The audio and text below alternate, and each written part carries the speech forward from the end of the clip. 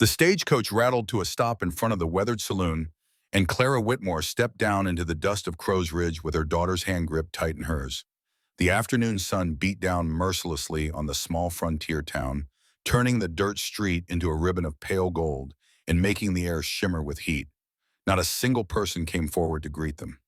Just stares, cold and curious stares from men lounging outside the general store, their boots propped up on the wooden walkway, their conversations dying as they watched the strangers arrive. From a woman sweeping her porch across the street, her broom frozen mid-stroke as her eyes narrowed. From a group of children who stopped their game of marbles to point at the little girl clinging to Clara's skirts, their young faces already learning the cruelty that adults wore so well. Emma was 4 years old, small for her age, with a birthmark that spread across the left side of her face like spilled wine. Dark red and impossible to hide, it covered her cheek, her temple, and part of her forehead in an angry splash of color that made people gasp when they first saw it. Clara had learned long ago not to flinch when people stared, had developed a hard shell of indifference that protected her heart from the thousand small cuts of daily rejection. But Emma hadn't learned that yet.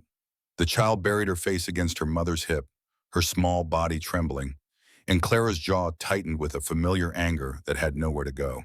She'd traveled nearly 2,000 miles for this moment, 3 weeks on trains that smelled of coal smoke and unwashed bodies, 2 days on a stagecoach that bounced over rutted roads until every bone in her body ached, left everything she knew in St. Louis, sold what little she owned, her mother's wedding ring, her grandmother's silver brush, the few pieces of furniture that had survived her husband's death, and the debts that came after, just to afford the train tickets and the stagecoach fare.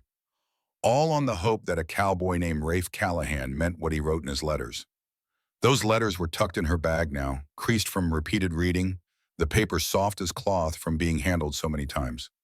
3 months of correspondence that had started formal and careful and slowly grown warmer. He'd asked about her life, her hopes, her dreams. He'd told her about the ranch, about the wide open spaces and the hard work and the loneliness that pressed down on a man living alone. And when she'd finally confessed that she had a daughter, that Emma had a birthmark, that people called her marked and cursed, and worse, he'd written back 4 simple words that had made Clara dare to hope. Children are a blessing. Mrs. Whitmore? The voice was low and uncertain, rough around the edges, like it wasn't used much for talking. Clara turned, her heart hammering against her ribs. He stood a few feet away, hat in his hands, dust on his boots, and the kind of stillness that came from spending more time with horses than people. Tall and lean, probably 6 feet or more, with a weathered face that might have been handsome if it wasn't so guarded. His eyes were dark, almost black in the afternoon sun, and they flicked from Clara to Emma and back again, taking in every detail with an intensity that made Clara want to square her shoulders and lift her chin. She was 30 years old, a widow, a mother, a woman who had worked herself to the bone in St. Louis laundries until her hands cracked and bled. She wore her best dress, dark blue calico, that she'd let out and taken in so many times the seams were starting to fray, and a bonnet that had seen better days but was still respectable. She knew she wasn't pretty. Not anymore. Too thin, too worn, too tired. But she held herself like she was worth something because she'd learned long ago that if she didn't believe it, nobody else would. Mr. Callahan, Clara said. It wasn't a question.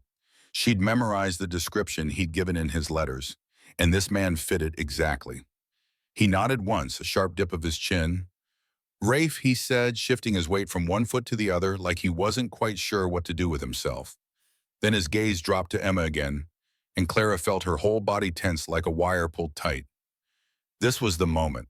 This was when he'd tell her there had been a mistake, that he couldn't take on a woman with a marked child, that she should get back on the next coach east, and he'd pay her fair because he felt bad about it, but not bad enough to keep them. Didn't know you were bringing a daughter, Rafe said carefully, his voice neutral, giving nothing away. Clara's voice came out sharp as a whip crack, defensive before she could stop herself. I mentioned her in my letters, every single one. I was very clear about Emma. You mentioned a child. His voice remained careful, measured, like he was testing each word before he spoke it. Didn't mention her face. The words hit Clara like a slap. She'd been vague about the birthmark in her letters, describing it as a small mark, hoping that if he met Emma first, if he saw what a sweet child she was, the birthmark wouldn't matter. But of course it mattered. It always mattered. Clara's hand tightened on Emma's shoulder protectively. Every muscle in her body coiled like a spring ready to release. "Would that have changed your mind?" she asked, her voice brittle with the effort of staying calm. "If I told you exactly what she looked like, would you have told me not to come?" Rafe Callahan looked at her for a long moment, something unreadable in his expression. His jaw worked like he was chewing on words, deciding which ones to let out. The silence stretched between them, broken only by the sound of the wind kicking up dust and the distant sound of someone hammering at what must be the blacksmith's shop down the street. Then he did something Clara never expected. He crouched down, slow and easy, his movements deliberate and gentle until he was at Emma's level. His knees popped with the motion, and he grunted softly, settling his weight back on his heels so he wouldn't tower over the little girl. The little girl peeked out from behind her mother's skirts, her pale blue eyes wide with fear, red-rimmed from crying on the long journey. Her blonde hair was tangled, despite Clara's best efforts to keep it neat, and there was dust on her face and her dress. She looked small and scared and vulnerable, and Clara's heart ached with the need to protect her from whatever was coming next. "Hello, Emma," Rafe said quietly, his voice gentling in a way that surprised Clara. "My name's Rafe. I've got a dog named Buckshot who's been awful lonely out at my ranch. He's getting old and slow, and he doesn't have anybody to play with. You think you might want to meet him?" Emma didn't answer, but her eyes went wide with interest. She loved animals, always had. Back in St. Louis, she'd spent hours watching the horses pull carts through the streets, feeding scraps to stray cats, begging Clara for a pet they couldn't afford. "He's got floppy ears," Rafe continued, his voice gentle and patient, like he had all the time in the world and nowhere else to be. "And he's terrible at catching rabbits. Worst hunting dog in the whole territory, if I'm being honest. I think he might actually be afraid of them. Last week, a jackrabbit hopped right past him, and old Buckshot just watched it go by like it was the most interesting thing he'd ever seen." The corner of Emma's mouth twitched. Not quite a smile, but close. Closer than Clara had seen in weeks of hard travel and hostile stares. Rafe's eyes, those dark, unreadable eyes, flicked up to Clara for just a second, and she saw something in them that made her throat tight. Understanding, maybe, or compassion. Then he looked back at Emma and said, "I also got horses, 4 of them, and chickens that lay eggs every morning, and a barn cat named Whiskers, who thinks she runs the whole place. You like animals, Emma?" Mom." Emma nodded, still not speaking, but she'd stopped trembling against Clara's leg. "Good," Rafe said, and he smiled, just a small quirk of his lips that transformed his whole face from guarded to kind. "Because they're gonna like you too." He stood up slowly, his knees popping again, and settled his hat back on his head. When he looked at Clara this time, his expression was different. Still guarded, still careful, but there was a softness around his eyes that hadn't been there before. "Wagons around back of the saloon," he said. "It's a half-hour ride to the ranch, maybe 40 minutes with the wagon loaded. We should get moving before the sun gets much lower. Don't like traveling these roads in the dark if I can help it." Clara exhaled slowly, a breath she hadn't realized she'd been holding. She'd braced for rejection, had a backup plan forming in her mind even as the stagecoach rolled into town. She had $23 left from selling everything she owned. If Rafe sent them away, she'd use it to get to Denver, find work in a laundry or a boarding house, start over again. She'd done it before. She could do it again. But she hadn't expected this quiet acceptance. This gentle kindness toward a child most people couldn't look at without revulsion. "Thank you," she said, and meant it with every fiber of her being. "Mr. Callahan, Rafe, thank you." He ducked his head, looking uncomfortable with her gratitude. "No need for thanks. You came all this way. Least I can do is get you home." Then he paused, and Clara saw color creep up his neck. "To the ranch, I mean. Get you to the ranch." He grabbed Clara's worn carpet bag and Emma's smaller bundle, carrying them easily despite the weight. Clara kept hold of Emma's hand as they followed him around the side of the saloon to where a sturdy wagon waited, hitched to 2 patient horses. The wagon bed was clean, freshly swept, with a stack of blankets folded neatly in one corner. Rafe set their bags in the back, then turned to help Clara up to the seat. His hand was calloused and warm through her thin glove, strong enough to take most of her weight as she climbed up. Then he lifted Emma, settling her carefully between where Clara sat and where he'd sit, making sure the little girl had room and wouldn't fall. The ride to the Callahan Ranch was mostly silent, but it wasn't an uncomfortable silence. It was the quiet of three people who didn't quite know what to say to each other yet, who were still learning each other's rhythms.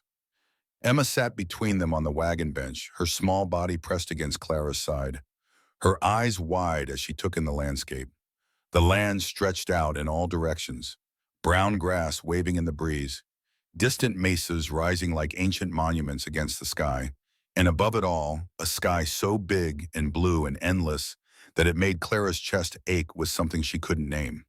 She'd grown up in St. Louis, where buildings blocked out the horizon and people lived on top of each other in cramped apartments that smelled of cooking cabbage and unwashed bodies, where the sky was just a narrow strip of blue between rooflines, choked with coal smoke and the noise of 1,000 people, all trying to survive in the same small space. This emptiness terrified and thrilled her in equal measure. Out here, there was nowhere to hide, nowhere to disappear into the anonymous crowd. But there was also space to breathe, room to stretch, a sense of possibility that she'd never felt in the city. Land's not much to look at right now, Rafe said, breaking the silence. Too dry this time of year. But come spring, when the rains come, it greens up real pretty. Wildflowers everywhere, all different colors. Emma would like that, I think. Do you grow crops? Clara asked, trying to make conversation, trying to fill the silence with something normal. Some. Got a vegetable garden near the house. Does all right with enough watering. But mostly I raise horses. Buy them wild or half broke, train them proper, sell them to folks who need good working animals. Takes time, but it's honest work. That's why you needed a wife, Clara said, and then immediately wished she could take the words back. They sounded too bold, too forward, but Rafe just nodded. Partly. Ranch works easier with two people, and I got tired of my own cooking. He glanced at her, a hint of humor in his dark eyes. But mostly I was tired of being alone. Place gets real quiet when it's just you and the animals. Claire understood that. She'd been alone since Thomas died, alone in the worst way because she'd been surrounded by people who saw her and Emma as burdens. At least Rafe had chosen his solitude. Hers had been forced on her by circumstances she couldn't control. The ranch came into view as they crested a small rise. It was modest, exactly as Rafe had described in his letters. A two-room cabin made of rough-hewn logs, chinked with mud and dried grass to keep out the wind. A barn that clearly needed repair, one corner of the roof sagging, the doors hanging slightly crooked on their hinges. A corral with 4 horses standing hip-shot in the afternoon sun, their tails swishing at flies. A scatter of chickens pecking at the ground near what looked like a small coop. Behind the cabin, Clara could see the outline of a vegetable garden, the plants looking a bit wild and overgrown, but still producing.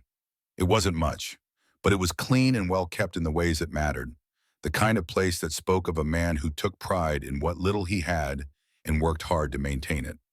It's not much, Rafe said as he helped Clara down from the wagon, and there was something defensive in his voice, like he expected her to be disappointed. His hand was calloused and warm through her glove, and he held her steady until her feet were firmly on the ground. But it's paid for. No debts, no bank breathing down my neck. It's mine, free and clear. It's more than I had, Clara said honestly, looking around at the small homestead with wonder. In St. Louis, she lived in a single room above a Chinese laundry, sharing space with 2 other widows and their children, sleeping in shifts because there weren't enough beds. This little cabin in the middle of nowhere represented more security than she'd had in 5 years. Rafe lifted Emma down from the wagon, and the little girl immediately spotted a lazy hound that had emerged from the shade of the porch. The dog had graying fur and soulful eyes, and its tail started wagging slowly as Emma approached. That's Buckshot, Rafe said. He's old and lazy, but he's gentle. Won't hurt a fly, that dog. Emma looked up at Clara for permission. Clara nodded, and Emma slowly extended her hand for Buckshot to sniff. The dog gave her hand a thorough inspection, then licked it once and sat down, his tail still wagging. Inside, the cabin smelled like wood smoke and coffee and something else. Something masculine and clean that Clara would later learn was the scent of leather and horse, and the soap Rafe made himself from lion tallow. A pot-bellied stove sat in one corner, its surface clean and well-maintained. A rough-hewn table and chairs occupied the center of the main room, the wood worn smooth from use. There were hooks on the wall for coats and hats, a shelf with a few books and a Bible, a window with real glass that looked out toward the mountains. The bed was in the back room, separated from the main living area by a curtain made of worn but clean flour sacks sewn together. Clean blankets in a wedding ring pattern, likely made by some woman in Rafe's past or bought at a church social. A washstand with a basin and pitcher. A trunk at the foot of the bed, scratched and dented from hard use. Rafe set Clara's bag down by the trunk, then straightened up and looked everywhere but at her.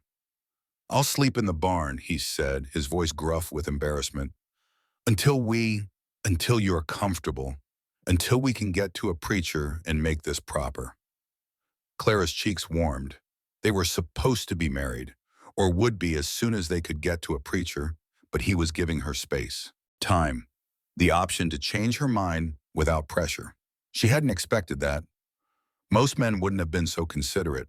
"There's beans and salt pork in the larder," he continued, still not meeting her eyes, gesturing to a rough cabinet built into one wall. "Flour and cornmeal, too. I'm not much of a cook. Usually just make whatever's easy. But I can manage breakfast in the morning if you need to rest from the journey." "I can cook," Clara said quickly. She was good at cooking, had learned from her mother and grandmother, had stretched meager ingredients into filling meals for years. "It's no trouble. I'd like to make myself useful." "You don't have to prove anything," Rafe said, finally looking at her. "You just traveled halfway across the country. You're allowed to rest." But Clara didn't want to rest. She wanted to work, to contribute, to show him that she was worth keeping. "I'd rather cook," she said firmly. "It'll help me feel settled." Rafe nodded slowly, understanding something in her tone that went deeper than words. "All right then. I'll show you where everything is, then get out of your way." Emma had followed Buckshot back outside, and through the window, Clara could see her sitting on the ground beside the old dog, one small hand buried in his fur. The dog's tail thumped against the dirt, and for the first time in longer than Clara could remember, her daughter looked peaceful. "She likes him," Rafe observed, coming to stand beside Clara at the window. "She likes anything with 4 legs more than anything with 2, Clara said, then winced at how bitter that sounded. But it was true. Animals didn't stare at Emma's birthmark. They didn't whisper or point or cross the street to avoid her. Rafe's eyes found hers, and there was understanding in them. "Can't say I blame her. People can be cruel, especially about things they don't understand." "Yes," Clara said quietly, her throat tight with emotion. "They can." That first night was strange and awkward and somehow right all at once. Clara cooked supper, beans and salt pork fried up with some wild onions she found in the garden. It wasn't fancy, but it was hot and filling, and Rafe ate like a man who hadn't had a decent meal in weeks. Emma picked at her food, too tired and overwhelmed to eat much, but she drank the milk Rafe poured for her and nibbled on a piece of cornbread. After supper, Rafe showed Emma how to collect eggs from the chicken coop, his big hands gentle as he guided her small ones, teaching her how to reach under the hens without getting pecked. He told her the names of all the chickens, Henrietta and Mabel and Gertrude, names that made Emma giggle, and Clara's heart cracked open a little bit more. When it got dark, Clara tucked Emma into a pallet she'd made on the floor near the stove, where it would be warm through the night. She sang softly, old lullabies her own mother had sung, until Emma's eyes drifted closed and her breathing evened out into sleep. Then Clara sat at the table with a cup of coffee, watching through the window as Rafe crossed the yard to the barn, a lantern in his hand and a bundle of blankets under his arm. She thought about calling him back, about telling him he didn't need to sleep in the barn, that they could work something out. But she didn't, not yet. They both needed time. Clara lay in the unfamiliar bed that night and listened to the sounds of the frontier. Wind rattling the shutters, coyotes howling in the distance, their voices rising and falling in eerie harmony. the soft breathing of her daughter nearby, the creak of the cabin settling. And somewhere out in the barn, Rafe Callahan, the stranger who'd just changed their entire lives with his quiet kindness. She'd come west because she had no other choice. In St. Louis, she'd have been a widow with no family, no money, and a child that made people cross the street to avoid looking at. She'd worked as a laundress until her hands cracked and bled, standing for 12 hours a day in steam and lye water, scrubbing other people's dirty clothes until her back ached and her eyes burned. She'd taken in mending until her vision blurred from squinting in dim light, sewing by candlelight while Emma slept, trying to earn enough for rent and food and the doctor when Emma got sick. And still it wasn't enough. It was never enough. Then she'd seen his advertisement in the newspaper, tucked between notices for farm equipment and miracle tonics. Cowboy seeking wife. Must be hardworking and honest. Children welcome. Those last two words had been everything. Children welcome. Not child, not daughter. Children. Plural. Like it was normal. Like it was expected. Like maybe, just maybe, there was a place in this world where Emma would be accepted. She'd written to him that very night, her hands shaking as she formed the words, choosing each one carefully. She'd told him about Thomas, about the accident at the factory that had killed him and left her alone. She'd told him about working in the laundries, about her willingness to work hard. And she'd told him about Emma, though she'd been vague about the birthmark, calling it a small mark that some people found concerning. His reply had come 3 weeks later, and Clara had been afraid to open it, certain it would be a polite rejection. But instead, it had been kind and thoughtful, asking her about her life, her hopes, her daughter. They'd exchanged letters for 3 months, and with each one, Clara had dared to hope a little more. Now she was here, in the middle of nowhere, with a man she'd known for less than 2 hours. And somehow, impossibly, she felt safer than she had in years. The first week was a study in adjustment and careful navigation. Clara learned the rhythms of ranch life quickly, driven by necessity and pride, and the deep-seated need to prove she was worth keeping. She woke before dawn when the sky was still dark and the stars were fading, and got the fire going in the pot-bellied stove. The stove was tricky, temperamental, belching smoke if you didn't manage the damper just right, but she figured it out through trial and error, learning to read the draw of the flue by the sound it made. She cooked breakfast, simple fare, bacon or salt pork, eggs fresh from the chickens, biscuits made from flour and lard, and buttermilk that Rafe got from a neighbor 5 miles away. Hot coffee, strong and black the way Rafe liked it. She laid out the food on the rough table and called him in from his morning chores, and they ate in mostly silence while Emma dozed on her pallet, still too young to wake at dawn. After breakfast, Clara hauled water from the well. The well was deep and the bucket was heavy, and by the time she'd filled the big pot on the stove for washing and the pitchers for drinking, her arms burned with the effort. But she didn't complain. She'd hauled water in St. Louis too, climbing 3 flights of stairs with buckets sloshing against her legs. And this was easier, even if it was more of it. She swept the cabin floor, chased out the spiders that tried to make homes in the corners, shook out the blankets, and hung them in the sun to air. She washed clothes by hand in a big tub, scrubbing them against a washboard until her knuckles were raw, then hung them on a line strung between 2 posts near the cabin. She mended tears in Rafe's shirts, darned socks that were more darning than sock, let out the seams in Emma's dress because the child was growing despite being small for her age. She worked in the garden, pulling weeds and watering the vegetables, learning which plants were which. Rafe had planted tomatoes and squash and beans, carrots and potatoes and onions, but he hadn't been tending them much, too busy with the horses, and they'd gotten a bit wild. Clara tamed them, staking the tomatoes properly, thinning the carrots, making neat rows out of chaos. By lamplight at night, after Emma was asleep, she sat at the table and mended or worked on a quilt she was piecing together from scraps, her needle moving in practiced strokes while Rafe sat across from her, reading his Bible or mending tack, the silence between them comfortable and easy. Emma followed Buckshot around like a shadow, slowly coming out of her shell. The dog seemed to understand that this small human needed gentleness, needed patience. He walked slow when she walked beside him, his old joints creaking, but his pace measured to match her shorter legs. He lay still when she wanted to pet him, his tail wagging gently, his brown eyes patient and kind. He licked her face when she cried, which was less often now but still happened when the memories of the journey or the stares of the town crept up on her. And Rafe was a puzzle that Clara couldn't quite solve. He worked from sunup to sundown, his days filled with 100 small tasks that kept a ranch running.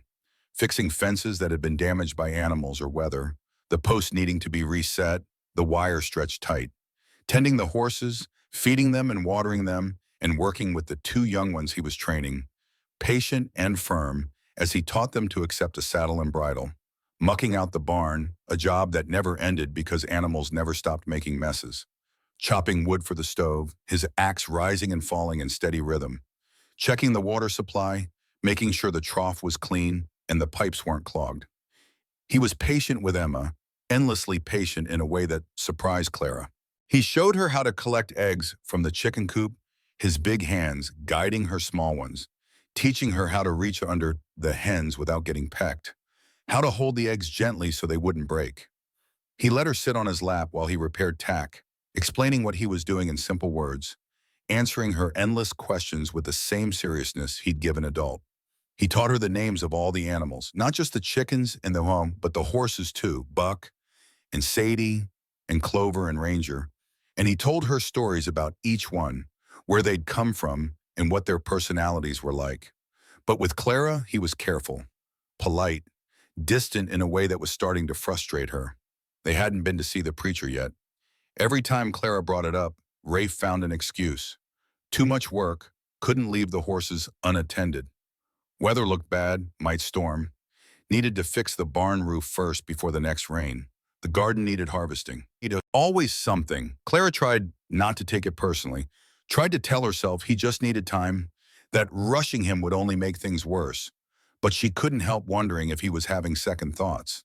If seeing her and Emma in his space, in his home, had made him realize he'd made a mistake.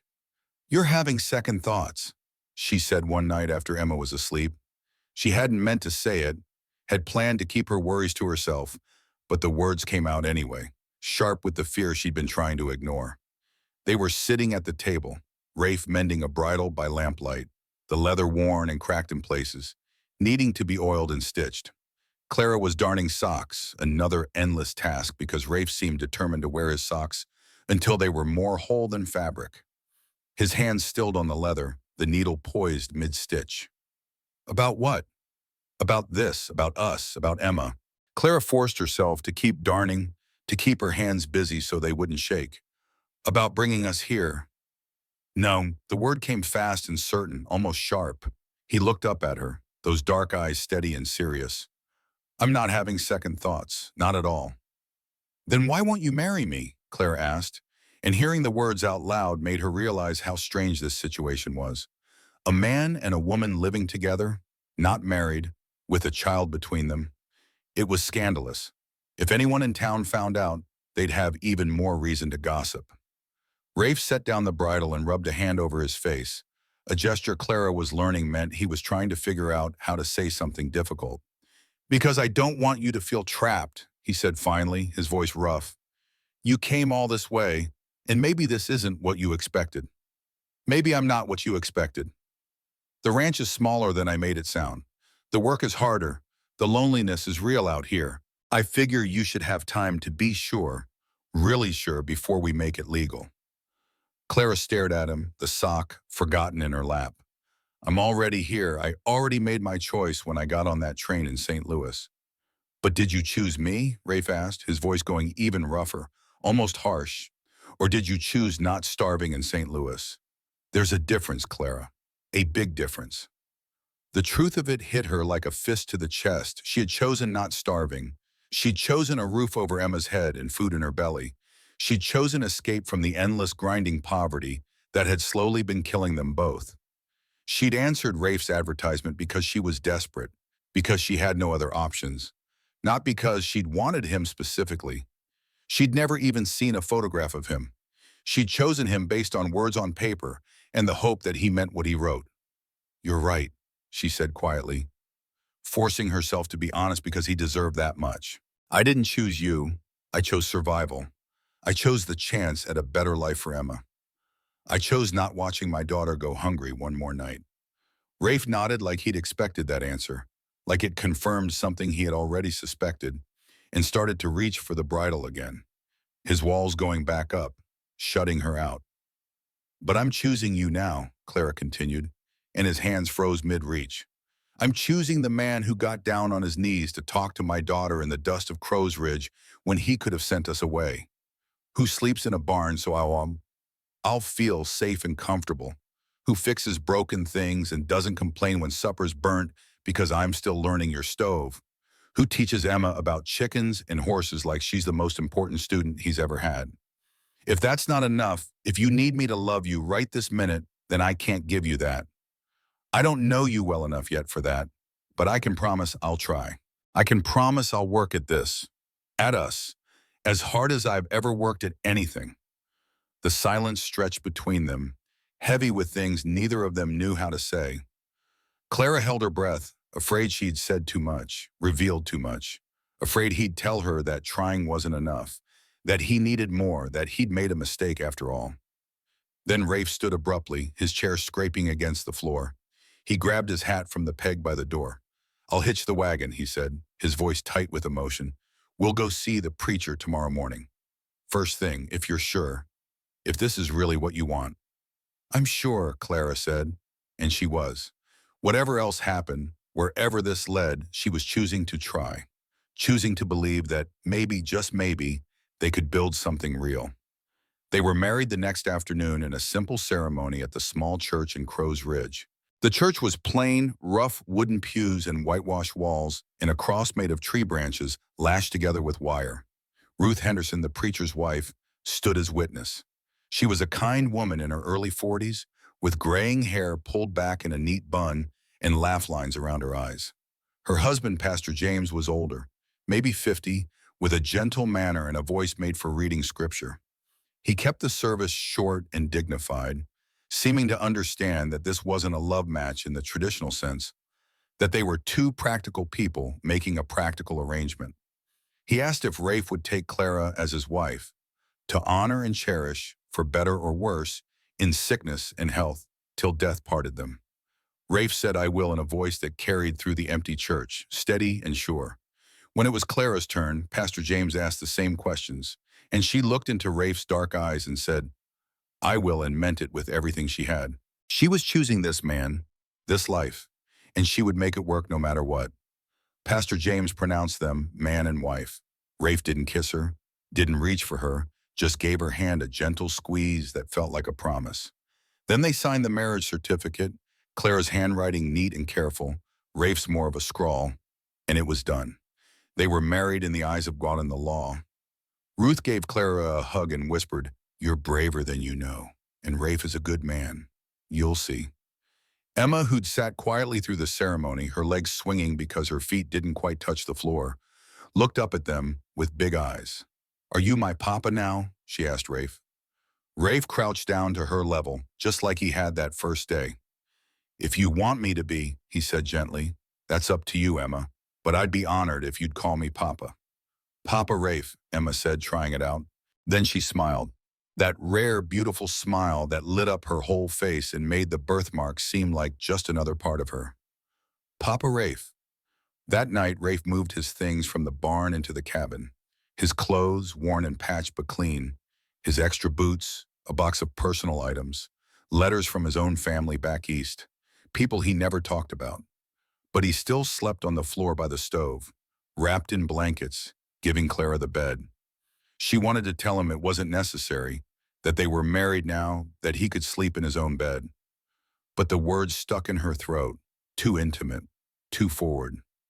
Days turned into weeks, and they settled into new rhythms. Clara learned that Rafe took his coffee black and strong, so hot it would burn a normal person's mouth, but he didn't seem to notice.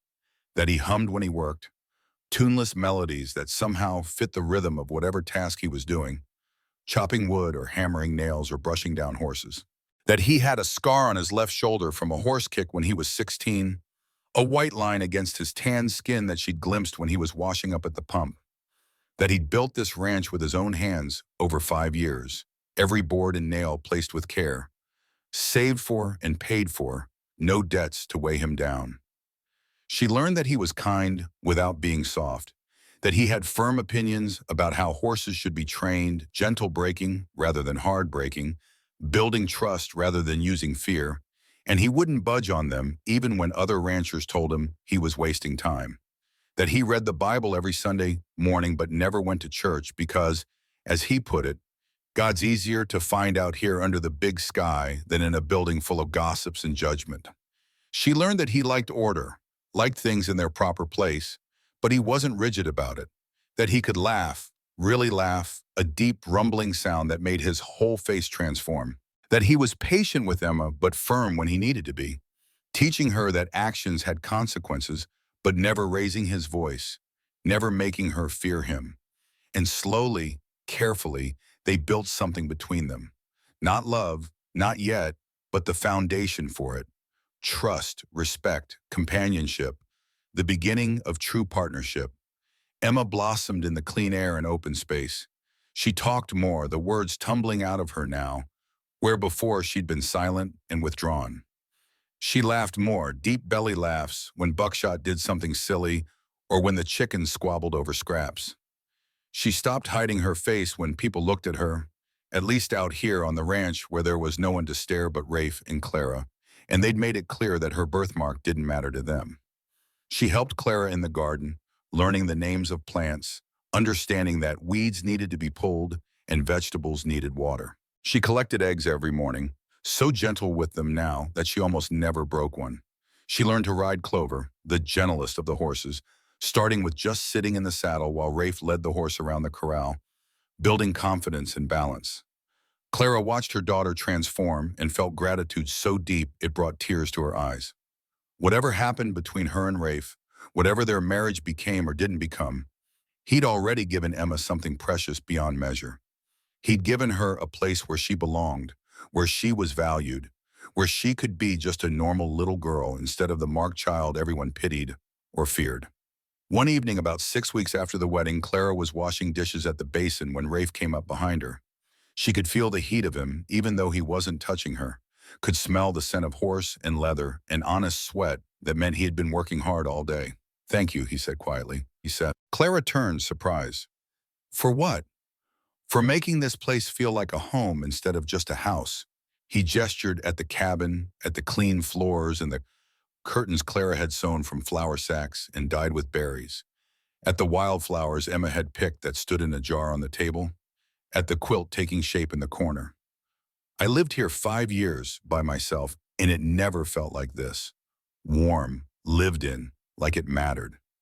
"It's easy to make a house feel like a home when you have people you care about," Clara said, and realized as she said it that it was true.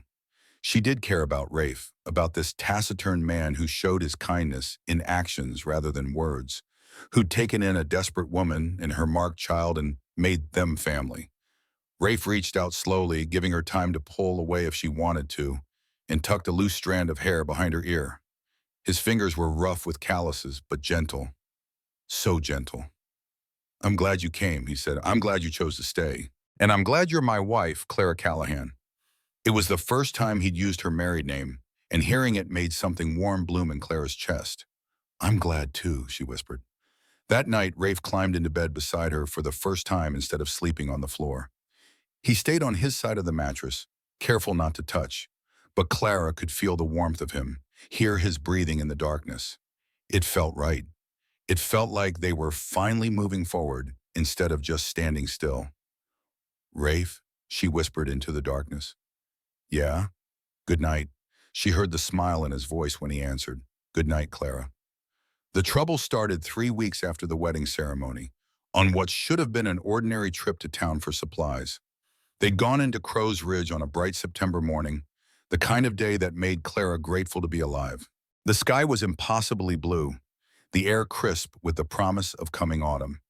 And for the first time since arriving in the territory, Clara felt almost happy. Emma was riding on Rafe's shoulders, her small hands tangled in his hair for balance, giggling every time he pretended to stumble. Clara's hand rested light on his arm, a casual touch that had become natural over the past weeks. They looked like a real family, and Clara let herself believe for those few hours that maybe they could be. They'd made their purchases at the general store without incident. The clerk had been polite, if not friendly, tallying up their flour and sugar and coffee beans with efficient indifference. They'd stopped by the feed store to order grain for the horses, and Tom Bradshaw had been there, slapping Rafe on the back and asking about the breeding program they'd discussed. It wasn't until they passed the church on their way back to the wagon that everything fell apart. A group of women stood on the church steps, their Sunday best still crisp and fresh even though it was Thursday. They'd clearly just finished some kind of church meeting, probably planning the harvest social or organizing food for a family in need. Clara recognized some of them from that first day. Mrs. Patterson, the doctor's wife, a thin woman with kind eyes. Sarah Chen, who ran a farm with her husband to the east. And Clara Miller, the woman whose husband Rafe had fought with, her face set in lines of permanent disapproval. Clara felt Rafe tense beside her as they approached, felt his arm go rigid under her hand.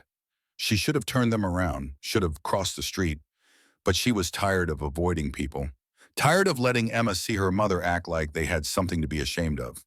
So she kept walking, her head high, her hand steady on Rafe's arm.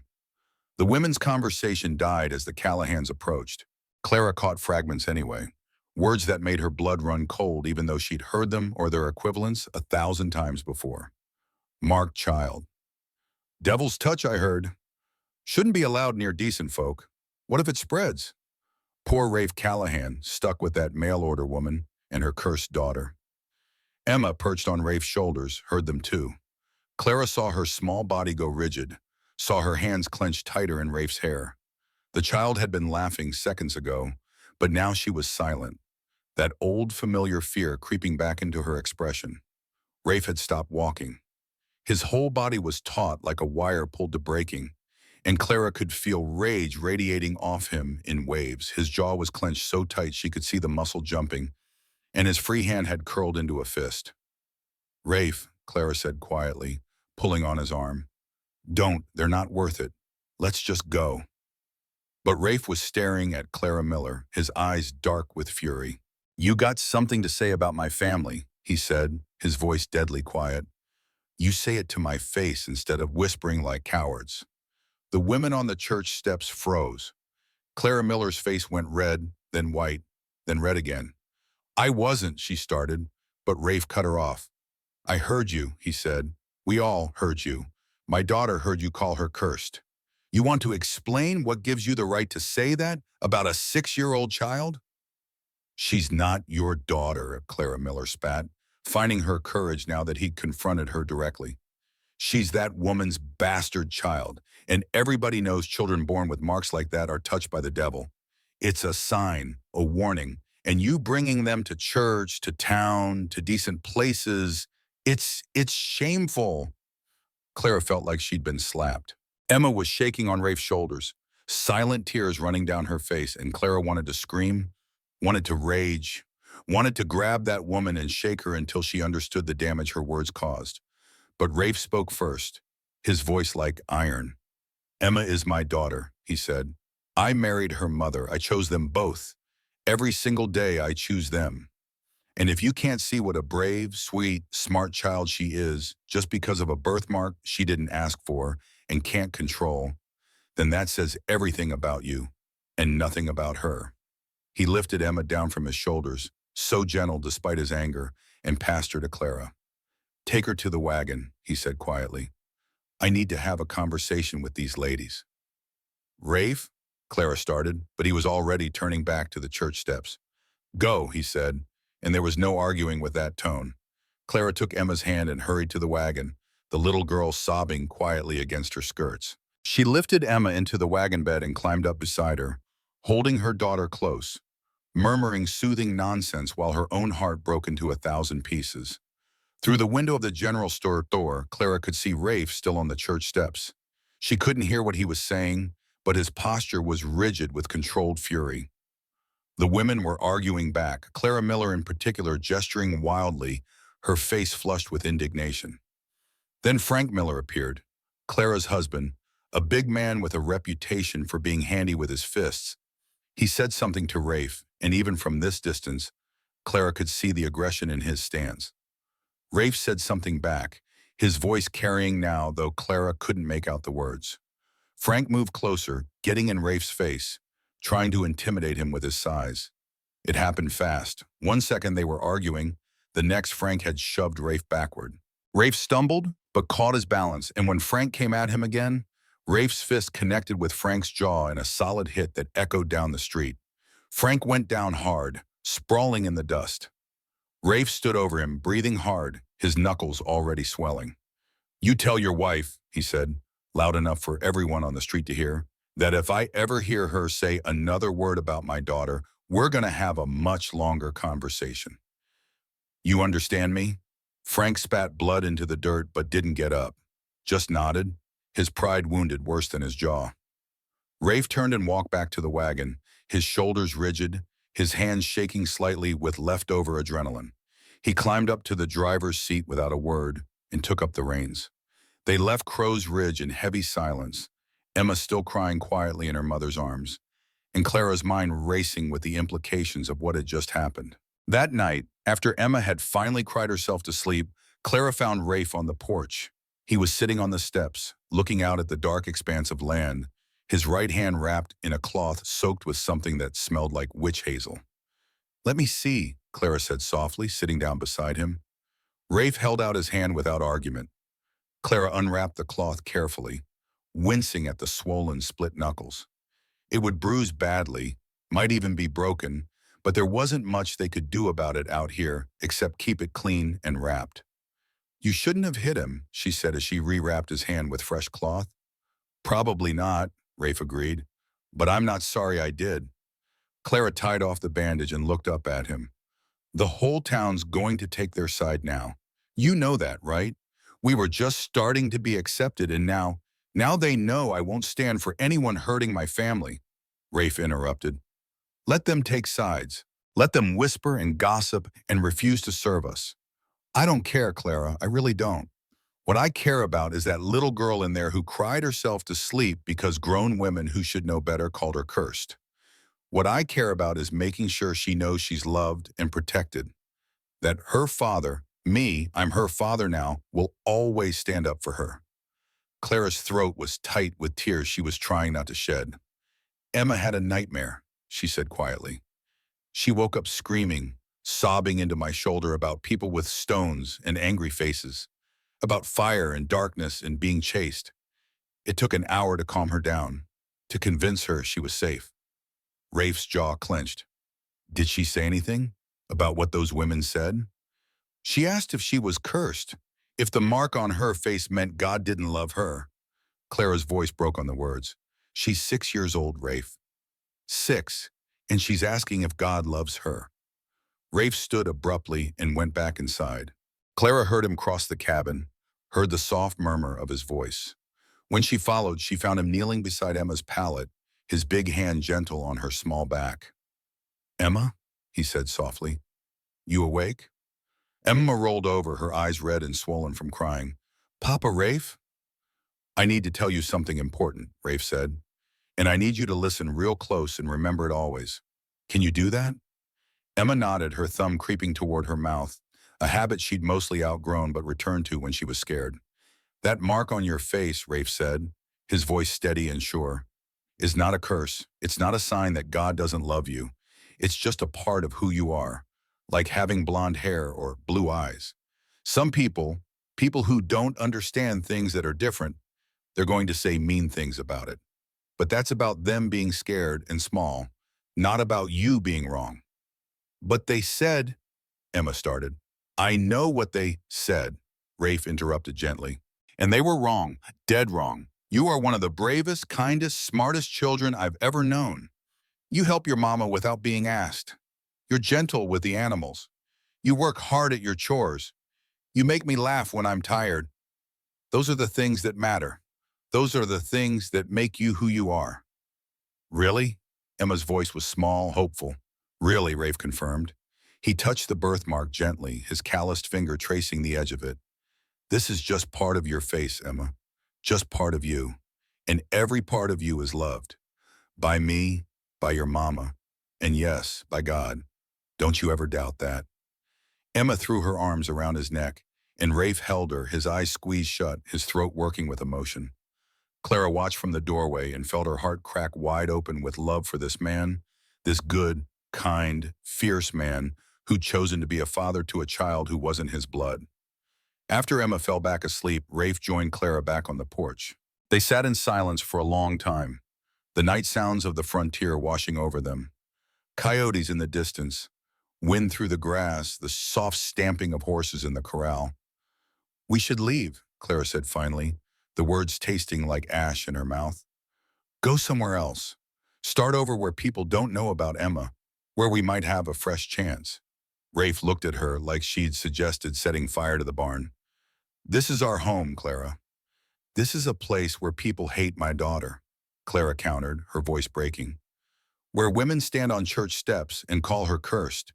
Where her father has to fight to defend her honor. That's not a home, Rafe. That's a prison." "Some people," Rafe said carefully. "Not all. Sarah Chen smiled at us today. Did you notice?" And Mrs. Patterson nodded hello. "Tom Bradshaw wants to go into business with us. Ruth Henderson has been nothing but kind. It's not everyone, Clara, just some. And running away from some won't solve anything because there's going to be some everywhere. There's always going to be people who are cruel about things they don't understand. But Clara," Rafe said her name like a prayer, like something precious he was afraid of breaking. He reached across and took her hand, his bandaged fingers awkward, but his grip sure. "I've been alone a long time. Built this place with my own hands, every board and every nail. Lived here through droughts and hard winters and more loneliness than you can imagine. Came out here from Pennsylvania after my folks died, looking for something I couldn't name. Built this ranch from nothing, broke horses, saved money, made a life. And the whole time it felt like I was waiting for something. Like the ranch was just a shell, just a structure with no soul." He squeezed her hand tighter. "You and Emma, you fill up that emptiness. You make this place feel like it matters. Like all that work and loneliness was worth it. Because it led to you, and I don't give a damn what the gossips in Crow's Ridge think about it. This is our home, and we are staying. We're going to plant roots so deep they can't pull us up. We're going to build a life so strong that small-minded people can't tear it down. And Emma is going to grow up knowing she belongs here, that this is her land too, her home too, and nobody gets to make her feel like she doesn't have a right to it." Clara felt tears prick her eyes. She blinked them back, but they came anyway, spilling down her cheeks. "You're a stubborn man, Rafe Callahan." "Yes, ma'am," he agreed, and the corner of his mouth lifted in what might have been a smile. "But I'm your stubborn man now. For better or worse, in sickness and in health, till death do us part. Those vows mean something to me, Clara. They mean I stand with you and Emma against whatever comes. They mean this is our fight together, not just yours to run away from." Clara leaned into him, let herself rest against his solid warmth. "I'm scared," she whispered. "I'm scared of what they'll do to her, of how much she'll hurt." "Me too," Rafe admitted. "But we'll face it together, all three of us. That's what family does."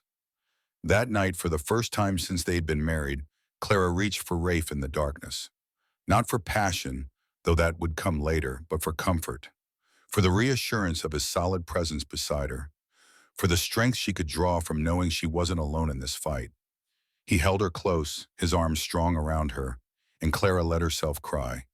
For Emma's pain, for the cruelty of the world, for the fear that she'd never be able to protect her daughter from all the hurt that was coming. But she also cried with relief, because for the first time in her life, she had someone standing beside her. Someone who chose to stay even when things got hard. Someone who loved Emma not despite her birthmark, but including it. Seeing the whole child instead of just the mark. "We'll be all right," Rafe murmured into her hair. "I promise you, Clara, we'll figure this out. We'll make it work." And lying there in the darkness, wrapped in her husband's arms, Clara chose to believe him. By the end of the week, half the town knew that Rafe Callahan had thrown a punch over his mail-order bride's devil-marked daughter. The story grew with each telling, as stories do. Some said Rafe had beaten Frank Miller bloody. that the man had to be carried home by his friends. Others said it was Frank who'd started it, that he'd taken the first swing, and Rafe was just defending himself. A few claimed they'd heard Rafe threaten to burn down the church if anyone said another word about Emma. None of it was entirely true, but truth mattered less than narrative in a small town hungry for gossip. The consequences came swift and petty. The general store started running short on supplies when Clara came to shop. The clerk would check the back room with exaggerated thoroughness, then return shaking his head apologetically. Sorry, Mrs. Callahan, fresh out of flour, won't have more until next week's shipment. Never mind that Mrs. Patterson had bought 3 bags of flour just an hour before, or that Clara could see sacks of it stacked on the shelf behind the counter. The blacksmith suddenly had a month-long wait for any work Rafe needed done. Awful busy right now, he'd say, not meeting Rafe's eyes. Maybe try Pete over in Dry Creek. He might have time. At church, which Clara had started attending hoping to find community and prove they weren't ashamed, the other women turned their backs. They gathered their children close when Emma came near, like her birthmark was contagious, like touching her might transfer the mark to their own perfect children. They whispered behind their hands, just loud enough for Clara to hear fragments. Shameful. That poor man. What was he thinking? Ruth Henderson remained staunchly on their side, greeting them warmly every Sunday, making a point of sitting with them during service, introducing Emma to her nephew who was visiting from back east. But Ruth was one voice against many, and even her kindness couldn't completely shield them from the cold shoulders and judgmental stares. Clara endured it with her head high and her shoulders straight. She'd faced worse in St. Louis, had developed a thick skin out of necessity, but watching Emma shrink back into herself, watching her daughter's newfound confidence crumble under the weight of community judgment, that was torture. Emma stopped talking as much, stopped laughing at Buckshot's antics, started hiding her face again when strangers looked at her, the old habits creeping back like weeds in a garden. One afternoon, Clara found her in the barn, sitting in the hay with Clover's head in her lap, crying quietly. "Baby, what's wrong?" Clara asked, sitting down beside her daughter despite the dust and hay getting all over her skirts. "I heard you and Papa Rafe talking," Emma said, her voice muffled against the horse's neck, "about how the town people don't like us because of me, because of my face." Clara's heart sank. They'd tried to have that conversation quietly, late at night when they thought Emma was asleep. But little ears heard everything, especially when they were listening for reassurance that would never come. "Emma, I'm sorry, Mama," Emma said, and she was sobbing now, her small body shaking with the force of it. "I'm sorry I have this ugly mark. I'm sorry I made Papa Rafe get in a fight. I'm sorry people are mean to you because of me." Clara gathered her daughter into her arms, held her tight, and let her own tears fall. "Emma Grace Callahan," she said fiercely, "you listen to me. You have nothing, nothing to be sorry for. That mark on your face is not your fault. You didn't choose it, and you can't change it, and that means it's not something to apologize for. The people who are mean, they're choosing to be that way. That's on them, not on you. But if I didn't have it, if you didn't have it, you'd still be my beautiful, brave, kind daughter," Clara said. "You'd still be the girl who helps me in the garden and takes care of the chickens and makes Papa Rafe smile when he's tired. The mark doesn't define you, Emma. It's just part of you, like your blonde hair or your blue eyes. And I wouldn't change a single thing about you. Do you understand? Not one thing." Emma cried herself out in her mother's arms, and Clara held her and rocked her and cursed every small-minded person who had ever made her daughter feel like she was less than whole.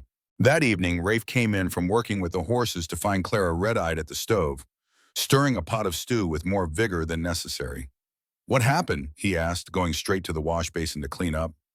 "Found Emma crying in the barn," Clara said, her voice tight. "She heard us talking about the town. She's blaming herself." Rafe's jaw clenched. He dried his hands and crossed to where Emma sat at the table, working on her letters. Ruth had been sending home lessons, determined that Emma's education wouldn't suffer just because some parents didn't want their children in the same classroom as a marked child. "Emma," Rafe said, sitting down across from her, "how about tomorrow, after I finish with the morning chores, we go for a ride? Just you and me, there's something I want to show you." Emma looked up, her eyes still swollen from crying. "What is it?" It's a surprise, Rafe said, but I think you'll like it. Wear your riding clothes. The next morning, true to his word, Rafe saddled up Buck and Clover right after breakfast. He lifted Emma onto Clover's back, then swung up onto Buck with the easy grace of a man who'd spent his whole life around horses. We'll be back by supper, he told Clara, and then they rode out, Emma chattering excitedly about where they might be going, some of her old spark returning. They were gone for hours. Clara tried to work, tried to focus on mending and cooking and the 100 other tasks that filled her days. But she kept going to the window, looking out at the empty horizon, wondering where Rafe had taken their daughter and what he'd wanted to show her.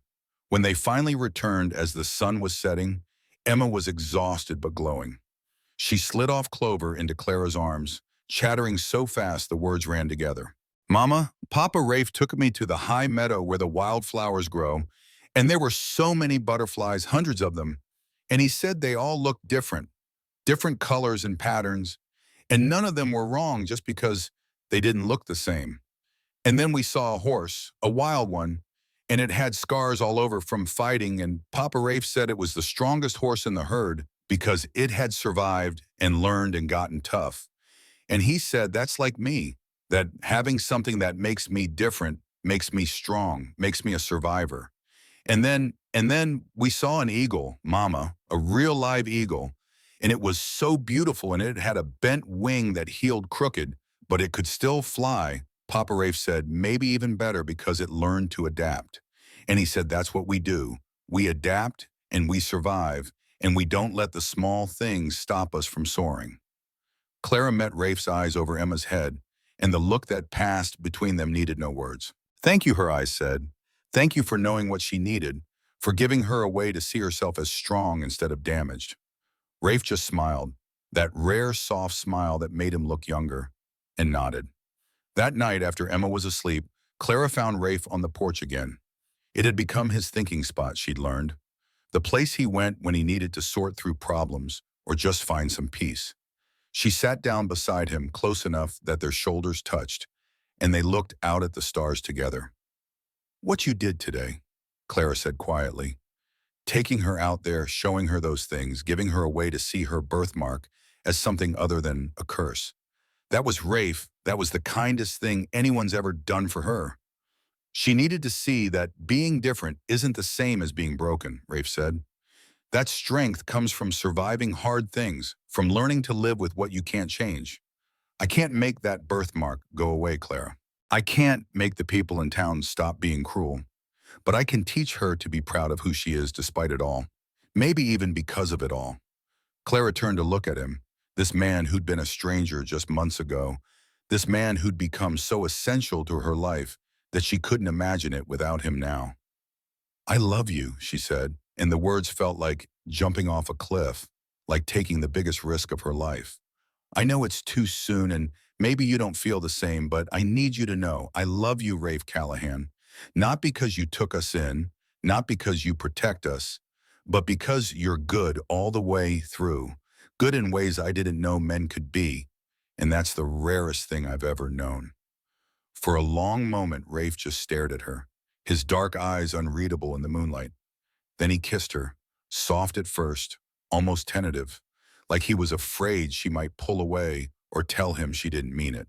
But when Clara leaned into him, when her hand slid to the back of his neck to pull him closer, the kiss deepened into something that made her toes curl and her heart race. It was everything.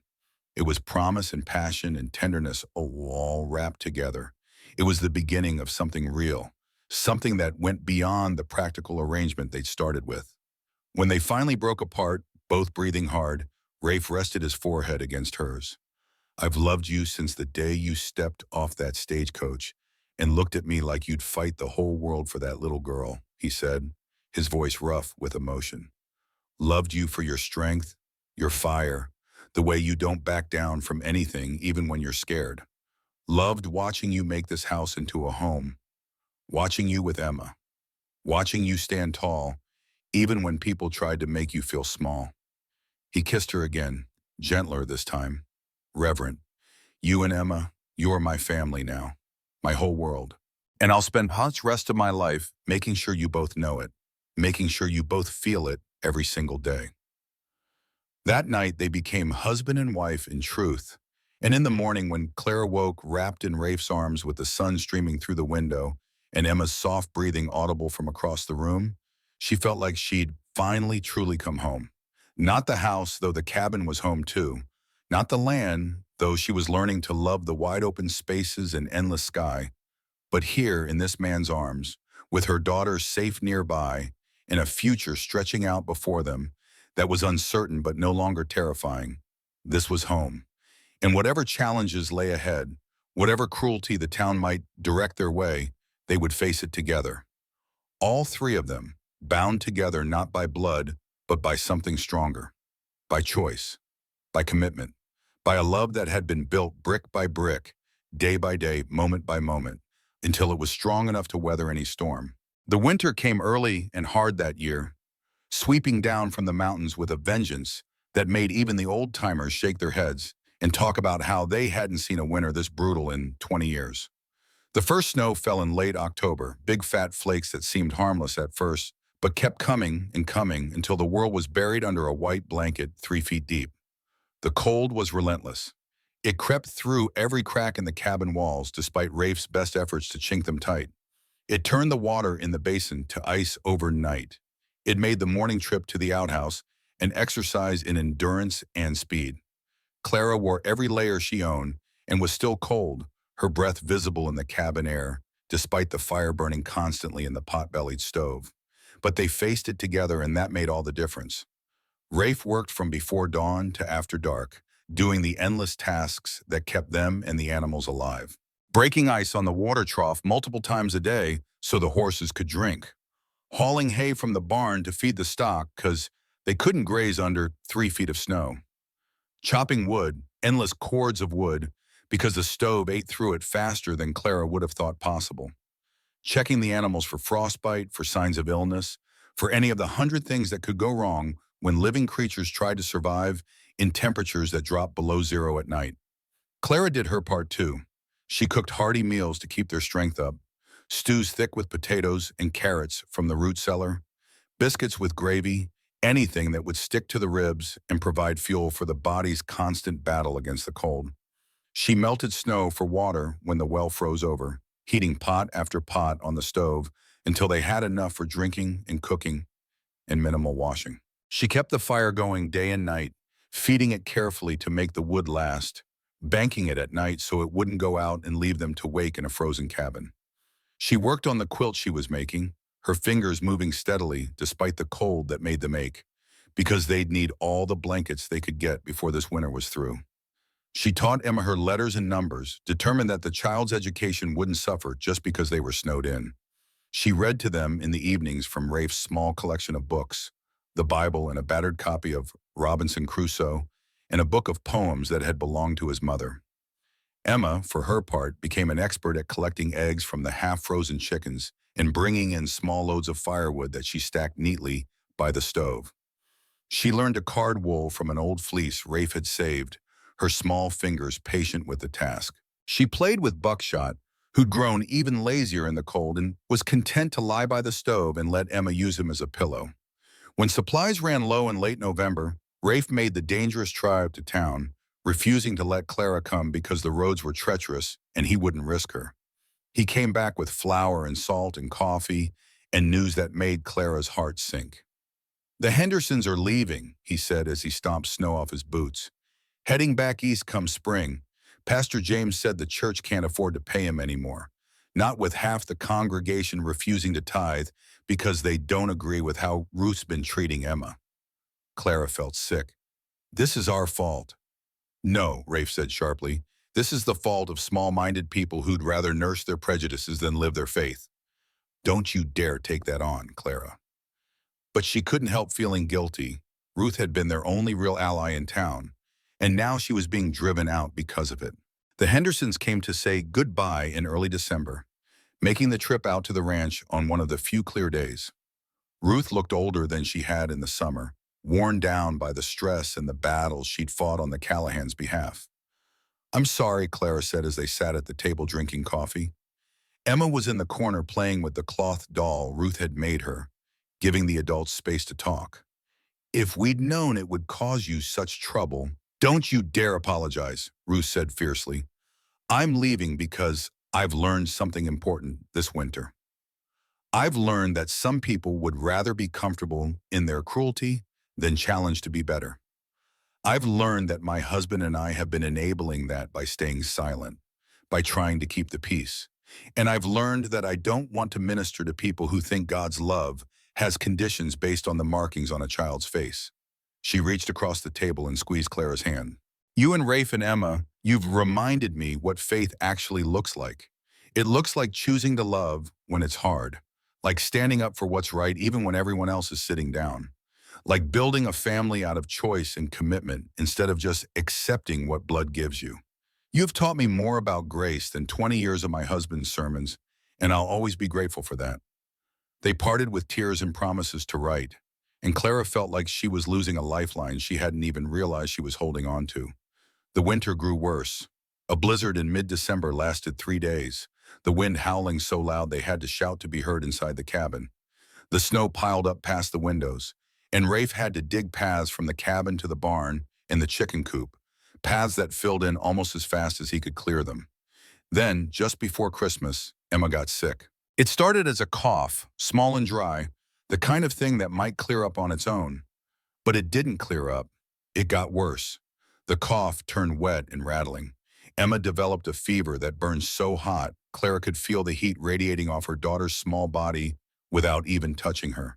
The child shivered under 3 blankets, her teeth chattering, her eyes glazed and unfocused. I'm getting the doctor, Rafe said, already pulling on his coat. Clara looked at the window, at the snow falling thick and fast outside. You can't, the storm. I don't care if the sky's falling, Rafe said, his jaw set in that stubborn way Clara had come to know and love.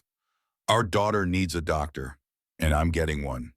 He rode out within the hour on Buck, the only horse strong enough and steady enough to handle the conditions. Clara watched him disappear into the swirling white and then turned back to Emma, trying not to let her terror show on her face. The child's fever climbed higher. She started mumbling, delirious, calling for people who weren't there. She cried out in pain, clutching her chest when the coughs racked her small body. Clara bathed her with cool cloths, trying desperately to bring the fever down. But it wasn't working. Hours passed. The storm raged.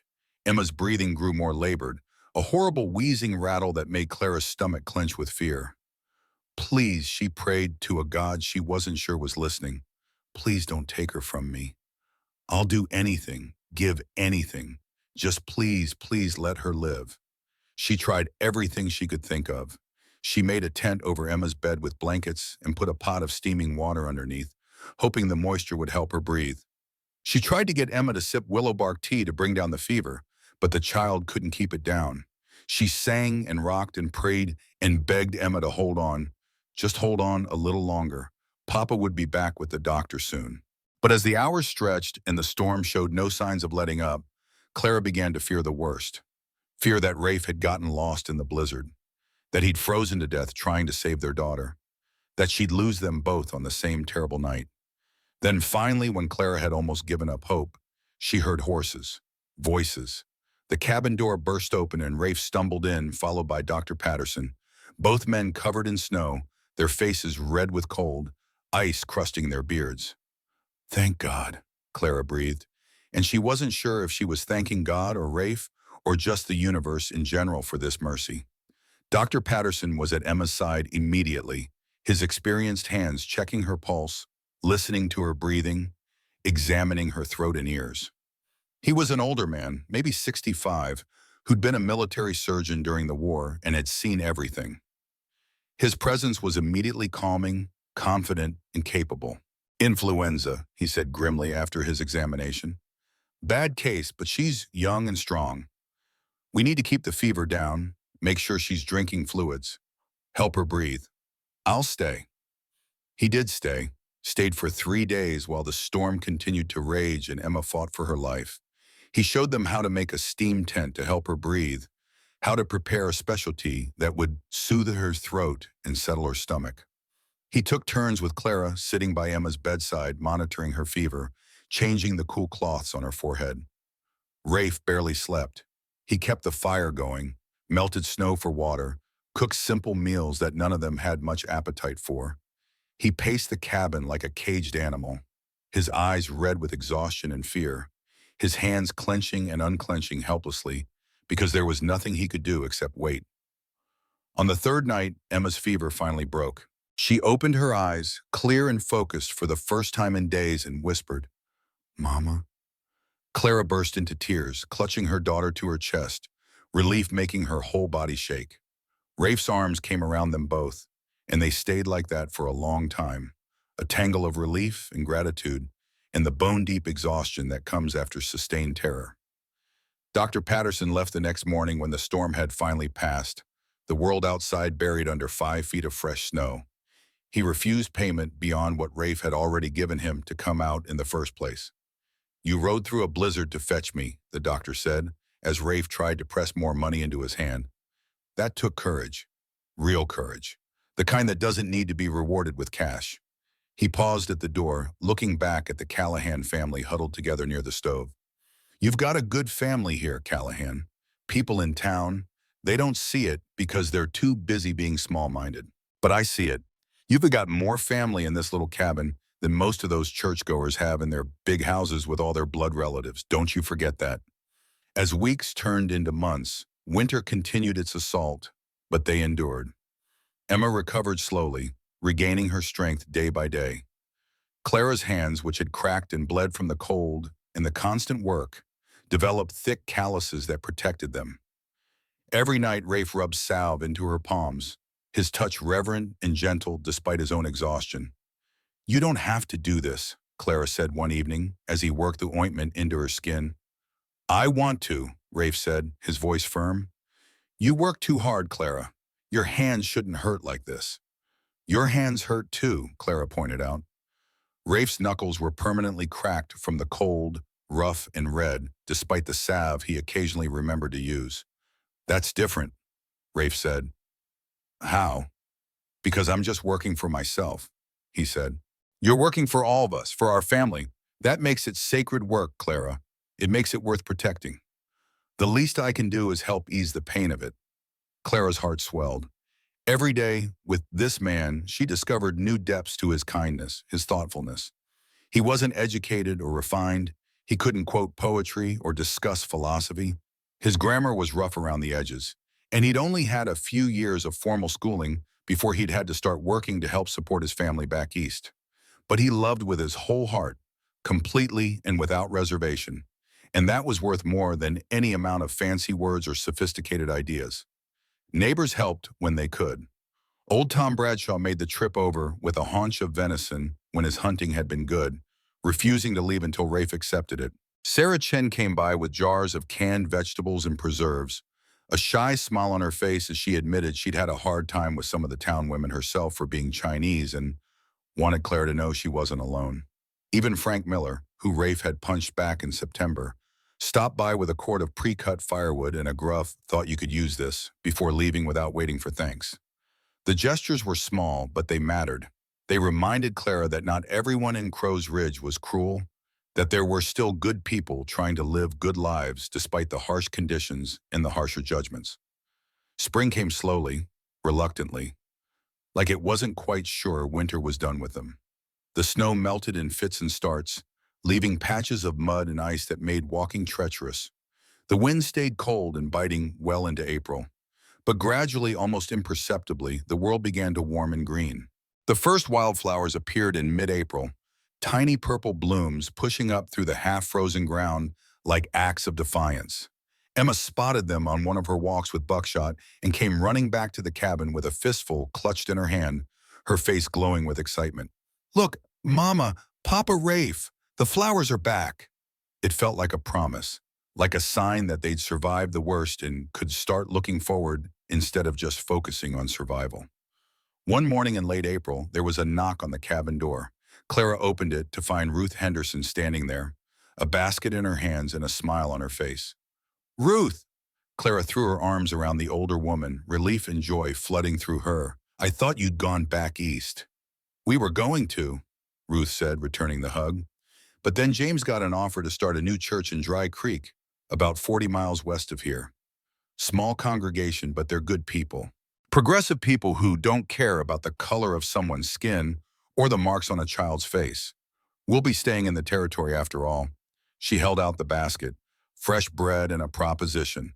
I'm starting a school in the church basement in Dry Creek. Just a small thing for the children who live too barn out to attend the town school. I was hoping Emma might join us. Clara's heart sank even as hope flickered. Ruth, that's so kind, but Dry Creek is 40 miles away. We can't. You could stay with us, Ruth interrupted. Monday through Friday. There's a small room behind the church that James has been using for storage. We could clean it out, make it comfortable. Emma could go to school during the week.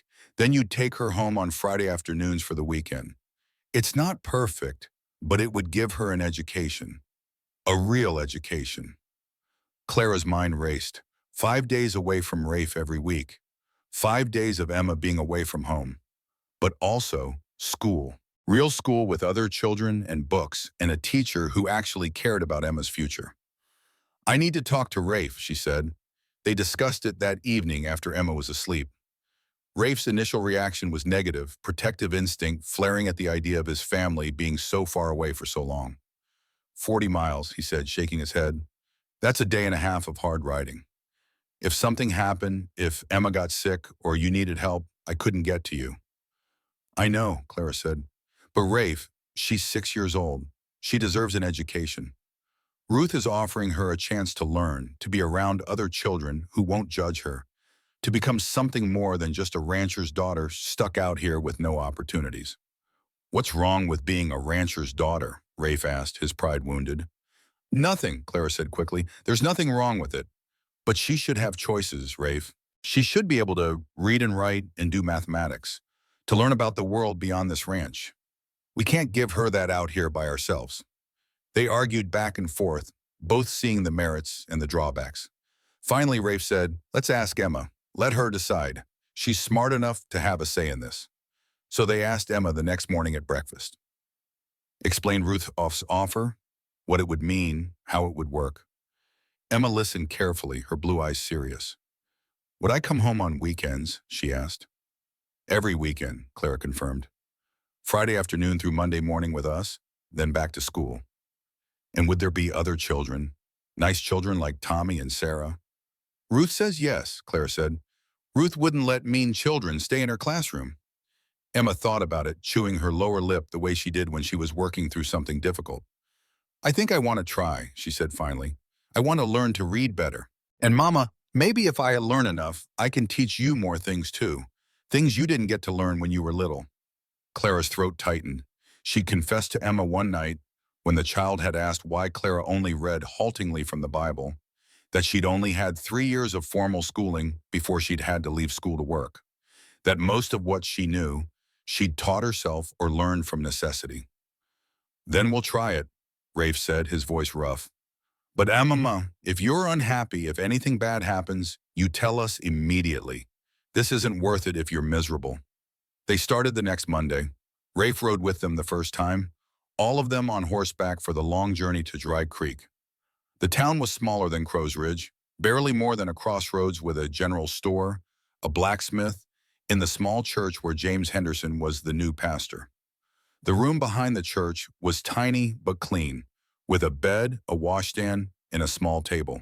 Ruth had already stocked it with fresh linens and wildflowers in a jar, making it as welcoming as possible. You'll be all right? Rafe asked Clara for the 10th time as he prepared to head back to the ranch. We'll be fine, Clara assured him, though her heart ached at the thought of being apart. It's only 5 days. The 5 days felt like 5 years. Clara missed Rafe with an intensity that surprised her, missed his solid presence and his quiet competence and the way he hummed while he worked. Emma threw herself into learning with Ruth, soaking up knowledge like a sponge. But she asked about Papa Rafe every night before bed. When Friday came and they saw Rafe riding up the road to collect them, Emma squealed with delight and ran to meet him. Rafe swept her up into his arms, holding her tight, his face buried in her hair. I missed you, little bit, he said, his voice thick. I missed you too, Papa. I learned so many things. Want to hear? The ride home was filled with Emma's chatter about everything she'd learned that week. The letters she'd mastered, the numbers she could count to, the stories Ruth had read to the class. Rafe listened to every word, his eyes soft with pride and love. That night, after Emma was asleep, Rafe held Clara close in their bed. "This week about killed me," he admitted. "House was too quiet, bed was too empty, even Buckshot was moping around looking for Emma." "We missed you too," Clara said. "But Rafe, you should see her. She's thriving, learning so fast, making friends with the other children. This is good for her." "I know," Rafe sighed. "Doesn't mean I have to like being apart from my family, though." They settled into the new rhythm, Monday through Friday in Dry Creek, weekends on the ranch. It wasn't perfect, but it worked. Emma excelled in school, her quick mind and eagerness to learn impressing even Ruth, who'd taught many children over the years. Clara helped Ruth during the day, assisting with the younger students, earning their keep and feeling useful in a way she hadn't since leaving St. Louis. And the weekends became precious, concentrated time together. Rafe taught Emma to rope fence posts, to really ride instead of just sit on a horse while he led her around. They worked in the garden together, the three of them planting vegetables and herbs. They took picnics up to the high meadow and watched the wildflowers bloom, hundreds of different varieties painting the landscape in every color imaginable. One Saturday in early June, they were all working in the garden when Emma said, "Papa Rafe, Tommy Miller's mama had a baby, a little sister for Tommy. Can we have a baby too?" Clara froze, her hands still in the dirt. She and Rafe hadn't talked about this, about whether they wanted more children. She was 32 now, not too old, but not young either. And part of her worried, what if another child came between them and Emma? What if a blood child made Rafe love his adopted daughter less? "Well," Rafe said carefully, glancing at Clara, "that's something your mama and I would need to talk about. Babies are a lot of work." "I could help," Emma said earnestly. "I'm good at helping. Ruth says I'm very responsible." "You are responsible," Clara agreed, her heart swelling. "The most responsible 6-year-old I know." That night, after Emma was asleep, Rafe brought it up. "What Emma said today about a baby, is that something you want?" Clara took a deep breath. "Is it something you want?" "I asked first," Rafe said with a small smile. "I'm scared," Clara admitted. "Scared that if we have a baby together, a baby that's really yours, that you might love Emma less, that she might feel replaced." Rafe pulled her into his arms, his hand gentle on the back of her head. "Clara, Emma is really mine. Not because we share blood, but because I chose her. Because I'm raising her and teaching her and loving her every single day. A baby wouldn't change that. Nothing could change that." "You promise?" Clara asked, her voice small. "I promise," Rafe said firmly. "Emma is my daughter, period. Any other children we might have would be her siblings, not her replacements. You understand?" Clara did understand, finally. And as she lay in Rafe's arms that night, she let herself imagine it. Another child, a brother or sister for Emma. A baby that would grow up knowing both its parents from the very beginning, growing up in a house full of love instead of struggle. "Yes," she whispered, "I want another baby. I want our family to grow." 2 months later, Clara missed her monthly courses. Then another month. By September, there was no denying it. She was pregnant, about 3 months along if her calculations were right. When she told Rafe, his face lit up with a joy so pure it made her heart ache. "A baby," he breathed, placing his hand reverently on her still flat belly. "Clara, we're having a baby." "We need to tell Emma," Clara said. "Soon, before she figures it out on her own."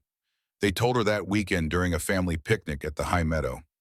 Emma was 7 now, bright and confident, still bearing her birthmark with increasing pride, thanks to Rafe's patient teaching about strength and survival. "Emma," Rafe said, pulling her into his lap, "your mama and I have some news. You are going to be a big sister." Emma's eyes went wide. "Really? Really truly?" "Really truly," Clara confirmed, taking Emma's small hand and placing it on her belly. "There's a baby growing in here, your little brother or sister." "When? When will they come?" "Probably around Christmas," Clara said. "December sometime." Emma threw her arms around both of them, her face glowing with excitement. "I'm going to be the best big sister ever. I'll teach them everything. How to collect eggs and ride horses and count and read and everything."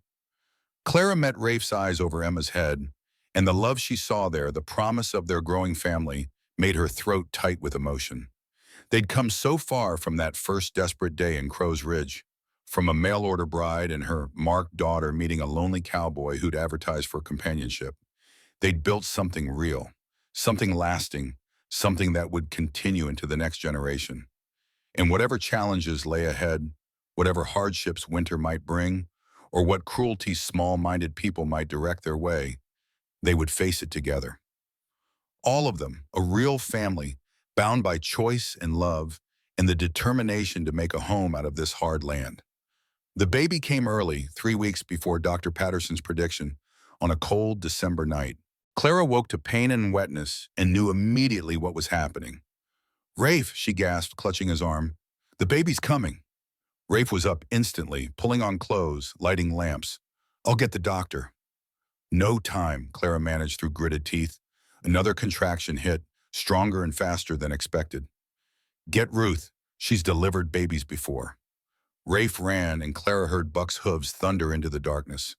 Emma woke to her mother's cries, her 7-year-old face serious and determined. "What do you need me to do, Mama?" Clara was grateful for all the responsibility they'd given Emma. "Bring clean sheets from the chest. Fill the kettle with water. Can you do that?" Emma moved efficiently, bringing sheets, getting water going, lighting extra lamps without being asked. When another contraction hit and Clara cried out, Emma took her hand and held it tight. "You can do this, Mama. You're the strongest person I know."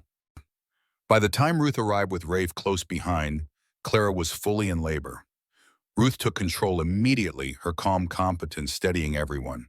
"This baby's in a hurry," Ruth said after checking Clara. "You're already far along. This is going to happen fast." It did happen fast. Less than an hour after Ruth arrived, with Emma holding one hand and Rafe holding the other, Clara gave one final push and heard a strong, healthy wail. "A boy," Ruth said, placing the squirming bundle on Clara's chest. "A beautiful, healthy boy." Clara looked down at her son, at his dark hair and tiny fists, and felt overwhelming love. "James," she said, "James Rafe Callahan. After Pastor Henderson, who believed in us, and after the man who made this family possible." Rafe's throat worked with emotion as he touched his son's soft cheek. "Welcome to the world, James." Dr. Patterson arrived an hour later, checked them both, and pronounced them healthy. The first weeks were exhausting, but Clara wasn't alone. Rafe took on extra ranch work so she could rest. He walked the floor with James at night, singing rough cowboy songs until the baby settled. Emma was a devoted big sister, always wanting to hold him, help feed him, make him smile. And the community rallied in unexpected ways.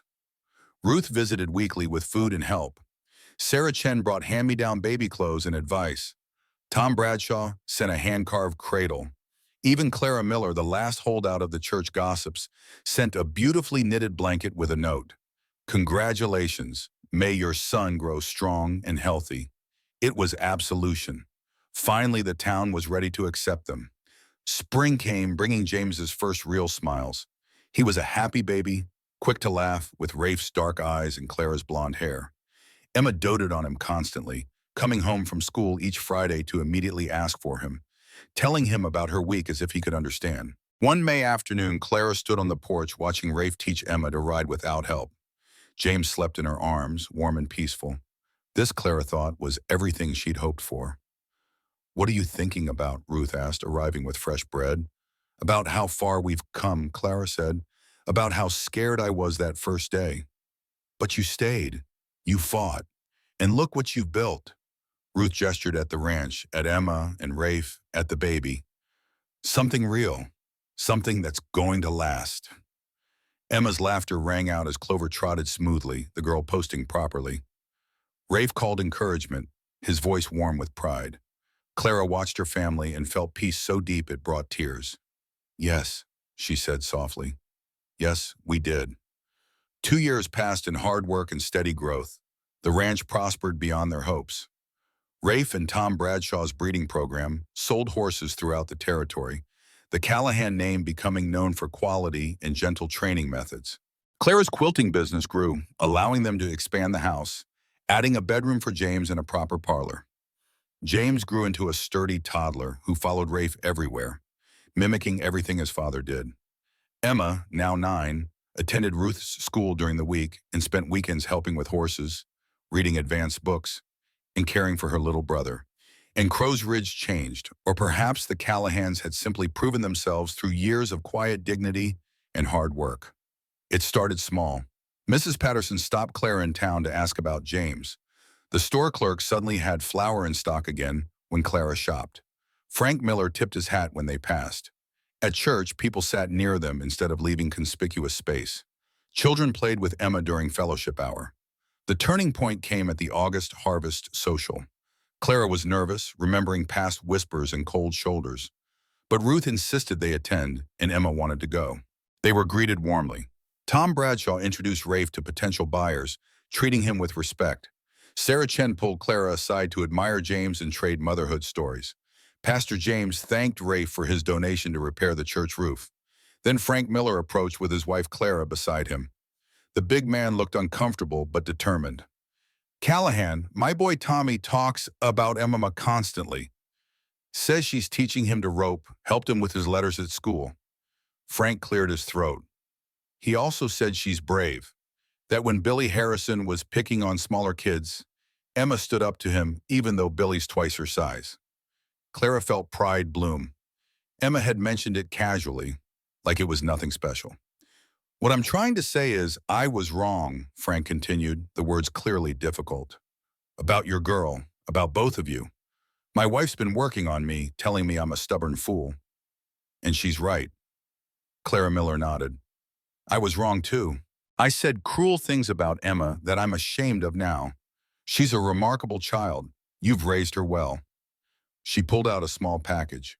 "I made this doll for Emma. It's not much, but I wanted her to have something kind from me." Clara took the package, throat tight. "Thank you. This means more than you know." After they left, Rafe exhaled. "Did that really just happen?" "I think it did," Clara said, still stunned. "They apologized, actually apologized." On the ride home, Emma chattered happily about the social, grass-stained and glowing. Rafe took Clara's hand. "This is it. What we've been fighting for." "Yes," Clara agreed, squeezing back.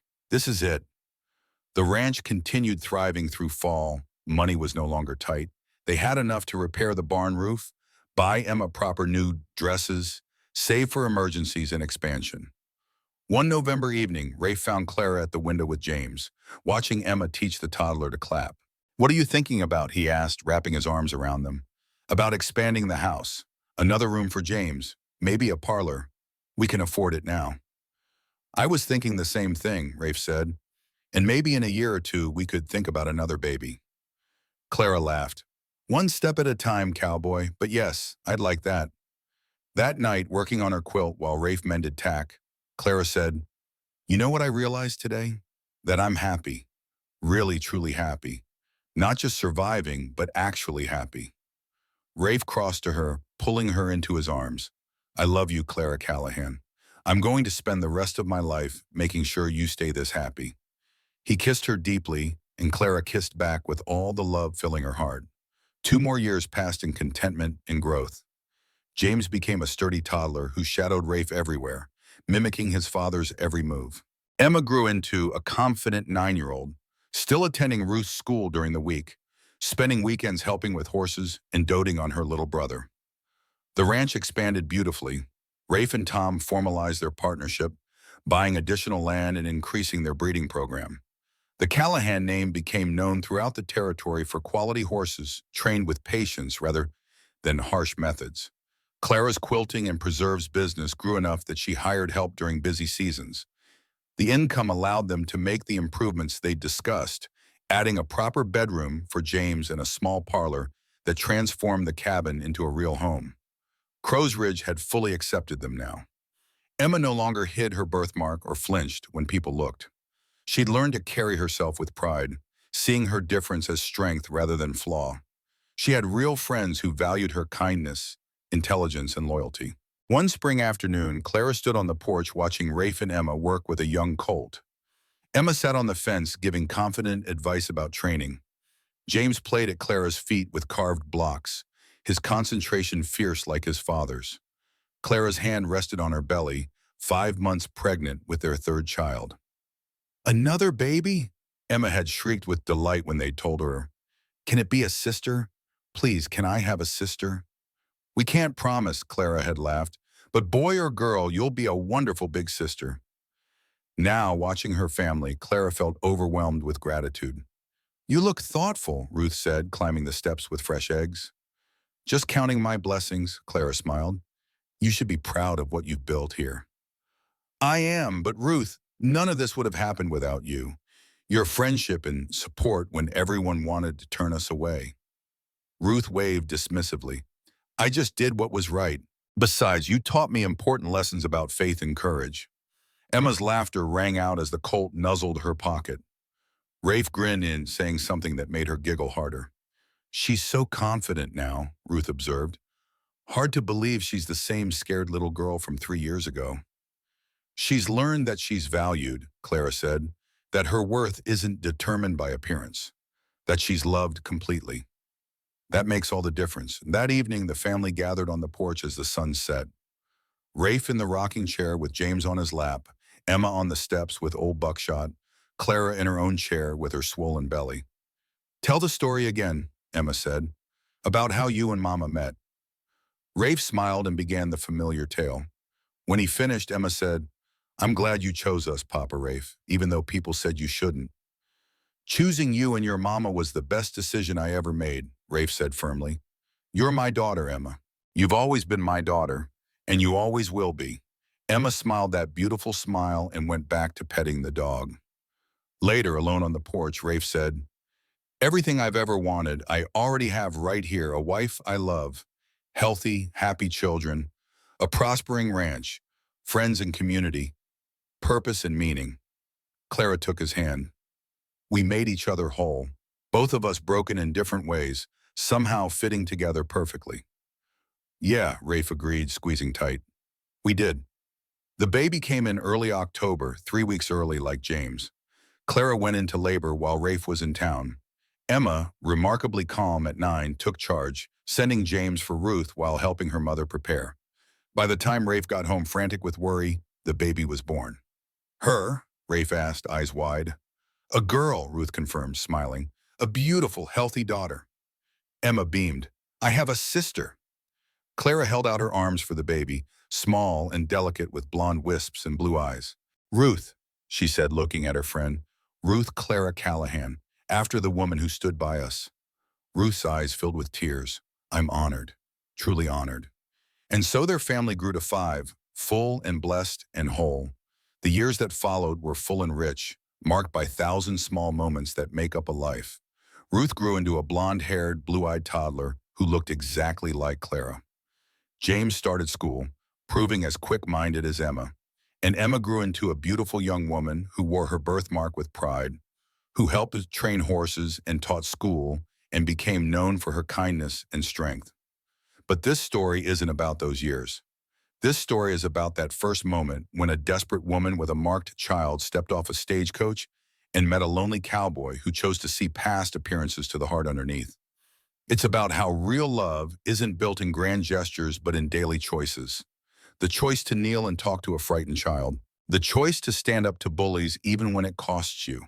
The choice to stay when everything says run.